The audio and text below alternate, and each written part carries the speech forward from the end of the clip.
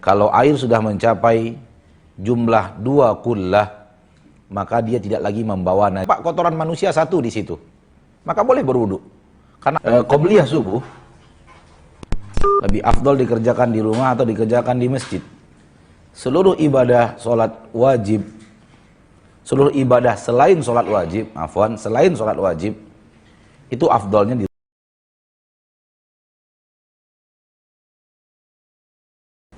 Ya, begini Pak Ustadz, saya kan ingin bertanya tentang takaran air untuk berwudu. Saya pernah dengar katanya Rasulullah SAW itu mandi dengan satu air mud, dengan satu mud, dan berwudu dengan satu mud, dan mandi dengan satu sok, Ustadz. Dan saya juga pernah dengar katanya ada Ustadz yang menyatakan kalau wudu itu air yang disah untuk berwudu itu katanya harus minimal 2 kullah, Ustadz. Yang saya tanyakan perbedaan ini apakah ada dasarnya, dan kalaupun memang benar, bagaimana cara mengkompromikan pendapat ini, Pak Ustadz? Mohon penjelasannya. Baik.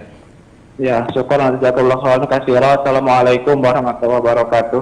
Waalaikumsalam warahmatullahi. Telah benar Nabi bersabda, Nabi melakukan berwudu dengan 1 mud, dan Nabi SAW mandi janabah dengan 1 sa'. Namun yang 2 kullah dalam bahasan yang berbeda. 2 kullah dalam bahasan yang berbeda. 2 kullah berada pada hadis idza balagal ma'u qullataini lam yahmilil khabath. Kalau air sudah mencapai jumlah 2 kullah, maka dia tidak lagi membawa najis. Dia tidak lagi membawa najis. Ya, ini maksudnya adalah air yang telah sampai kadar 2 kullah, dan 2 kullah itu lebih kurang sebanyak 500 liter. 500 liter, air yang sangat banyak, 500 liter. Kalau air sudah mencapai kadaran 2 kullah, maka dia tidak lagi membawa najis. Misalnya, air dalam jumlah 2 kullah, nampak kotoran manusia satu di situ, maka boleh berwudu. Karena air sudah lebih daripada 2 kullah. Namun kalau di bawah 2 kullah tidak boleh. Jadi bahasannya ada di sana, bukan pada bahasan wudu dan jumlah wudu, jumlah air wudu dan jumlah air mandi Nabi. Jumlah air wudu dan jumlah air Nabi, air mandi dan air wudu Nabi ada pada hadis pertama. Nabi berwudu dengan 1 mud, mandi dengan 1 sa'. Dan soal yang 2 kullah adalah tadi bahwa air suci dan tidak akan terkena najis dan tidak dianggap najis kalau jumlahnya lebih daripada 2 kullah. Dan kalau di bawah 2 kullah ada najis tidak boleh dipakai karena air membawa najis. Namun kalau lebih daripada 2 kullah, kalau ataupun terlihat ada sesuatu yang sifatnya najis, itu tidak menajisi air. Wallahu ta'ala a'la wa a'lam bis-shawab. Syukur atas jawabannya Ustadz. Selanjutnya kita akan angkat penelpon yang masuk. Baik. Bagaimana hukumnya seorang wanita yang bekerja untuk keluar rumah untuk suaminya, karena suaminya yang merintahkan. Ya. Wanita yang bekerja. Itu saja, Ibu? Iya. Ya. Terima kasih. Assalamualaikum. Waalaikumsalam.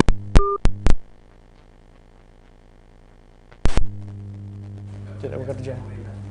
Karena suaminya yang memerintahkannya. Baik. Pada dasarnya, apabila dia bekerja di luar rumah, di tempat dia bekerja tidak ada maksiat, dan dia tidak melakukan maksiat dengan pekerjaannya, maka pada dasarnya boleh. Pada dasarnya boleh. Dan kalau suaminya yang memintanya, lalu suaminya bermalas-malasan mencari nafkah, maka suaminya zalim. Kalau suaminya memintanya, dia mau dan ikhlas. Sang istri mau dan ikhlas, dan dia bekerja tidak maksiat, dan tempat kerjanya tidak maksiat, maka boleh. Ketika suami memintanya, dan dia merasa berat untuk mencari nafkah bagi keluarganya, lalu dia tidak mencari nafkah, juga tidak berdosa. Karena kewajiban nafkah ada pada pundak suami, diletakkan oleh Allah Subhanahu wa ta'ala, dan bukan di pundak istri. Maka dilihat kondisi. Sekira suami meminta untuk wanita bekerja dan dia ikhlas mengerjakannya, dia tidak berbuat maksiat, maka boleh. Kalau dia tidak ikhlas mengerjakannya dan dia menolaknya juga boleh. Karena kewajiban nafkah ada pada pundak suami, bukan pundak istri. Kalau suami bekerja, kemudian istri suruh bekerja, istrinya mau, ya boleh. Kemudian istrinya dengan ikhlas menjadikan sebagian nafkahnya untuk kebutuhan keluarga, boleh. Kalau tidak pun tidak apa-apa. Karena kewajiban nafkah ada di pundak suami. Manakala suami yang menyuruh istrinya bekerja, kemudian nafkah keluarga diharapkan dari hasil kerja istri, lalu suami bermalas-malasan, ini suami yang zalim sekali. Nah, itu jawaban kita, wallahu a'lam. Baik, syukur Ustaz atas jawabannya. Semoga jawaban tadi bisa dimengerti untuk yang bertanya tadi dan kita semua yang mendengarkan. Baik, selanjutnya kita akan bacakan pertanyaan yang masuk. Assalamualaikum warahmatullahi wabarakatuh. Ustadz, saya mau bertanya. Di kantor saya ada musola, kalau sudah masuk waktu sholat tidak ada azan, tidak ada yang azan. Apakah doa mustajab antara azan dan iqomah berlaku di sini, sementara tidak ada azan, tetapi tetap ada iqomah? Jazakallahu khairan Ustadz. Assalamualaikum warahmatullahi wabarakatuh. Waalaikumsalam warahmatullahi wabarakatuh. Dengan adanya azan dari masjid atau musola sekitarnya, maka waktu antara azan dan iqamah telah berlaku. Dengan adanya azan dari masjid atau dan musola yang ada di sekitar musola tempat kita bekerja, maka telah berlakulah antara azan dan iqamat. Wallahu a'lam. Kita akan semoga jawaban tadi bisa diterima dan dimengerti untuk yang bertanya tadi dan kita semua yang mendengarkan. Selanjutnya kita akan angkat penelpon yang masuk. Ya, halo, assalamualaikum. Waalaikumsalam. Ya, dengan Bapak siapa di mana? Dengan Sarmudin dari Sulawesi, Pak. Bapak Sarmudin, silakan Bapak. Di Sulawesi. Ya, Bapak Sarmudin di Sulawesi. Silakan Bapak dengan pertanyaannya. Ya, saya mau bertanya masalah qabliyah subuh. Ya. Itu yang lebih utama setelah kan dikerjakan di rumah atau di masjid tetap? Itu aja, Pak. Salat sunat qabliyah subuh. Ya, itu saja. Ya. Baik. Ustaz. Baik, jazakallah khair. Qabliyah subuh lebih afdol dikerjakan di rumah atau dikerjakan di masjid. Seluruh ibadah sholat wajib, seluruh ibadah selain sholat wajib, selain sholat wajib, itu afdolnya di rumah.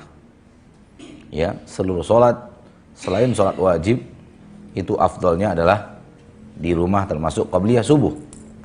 Maka kerjakan di rumah, itu yang paling afdol.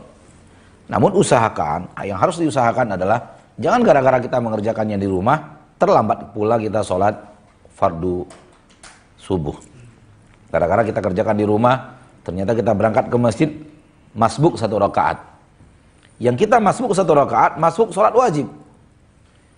Sementara yang kita kejar adalah sholat sunat, maka ini tidak benar sama sekali. Sekiranya kita bisa melakukan sholat qabliyah subuh di rumah, kemudian kita datang ke masjid tidak masbuk, maka afdal adalah sholatnya di rumah. Wallahu a'lam. Baik,